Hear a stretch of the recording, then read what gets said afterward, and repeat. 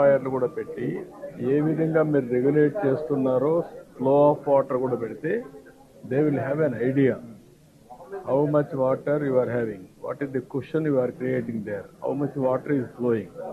Time to time ఎక్కడెక్కడ mid points కొన్ని తీసుకొని పులిచింతల నుంచి 120 కిలోమీటర్లు ఎంత ఇక్కడికి ప్రకాశం గారి 6 hours పడుతుంది. ఎంత 90 kilometers 1 hour 15 kilometers like that. ఆ స్పాట్స్ కూడా పెట్టి అక్కడ ఏమైనా గేజెస్ ఉంటే గేజెస్ కానీ అవి కూడా తీసుకుంటే reading, so that they will have a clarity.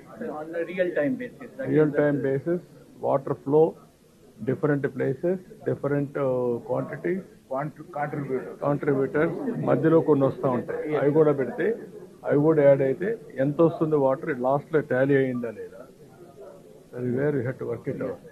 ఇప్పుడు నాకు ఇక్కడ వచ్చినప్పుడు ఈ క్లౌడ్ అంతా కూడా క్యాచ్మెంట్ ఏరియాలో Krishna catchment area, Godavari catchment area division ఉంది.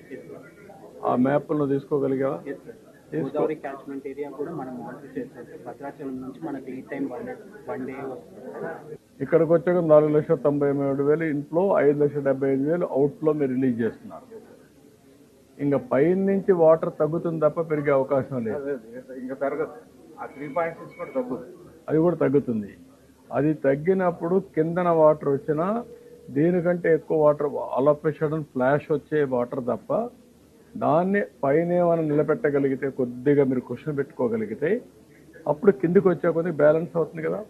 అంటే ప్రస్తుతానికి దీన్ని శ్రీశైలాన్ని డిప్లీట్ చేస్తున్నాం. ఒక 2 TMC ఒక 1 అడుగు డిప్లీట్ చేస్తాం. నా ఉద్దేశం అది కాదు. ఇక్కడ వర్షం పడిపోయింది, ఈ వాటర్ వచ్చేస్తుంది. ఈ వాటర్ ఎంత టైంలో వస్తుందో క్యాలిక్యులేషన్ అవసరం.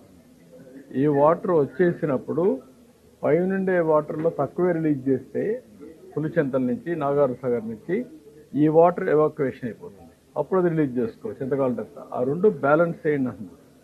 పొద్దున కూడా నాగార్జునసాగర్ వాళ్ళ స్టాఫ్తో మాట్లాడాను, శ్రీశైలం వాళ్ళతో కూడా మాట్లాడాను.